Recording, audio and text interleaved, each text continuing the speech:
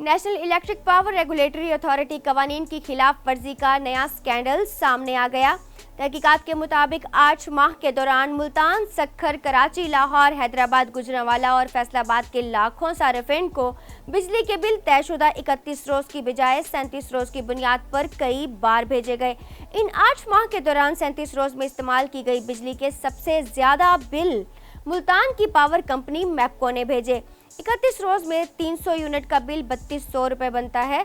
लिहाजा इस तरह से सिर्फ एक रोज के इजाफे में बिलों में 600 रुपये का इजाफा हो जाता है। ख्याल रहे कि इस तरह बिल ज्यादा रेट वाले स्लैब के लिहाज से बनेगा और सारिफ को ज्यादा रकम अदा करनी पड़ेगी।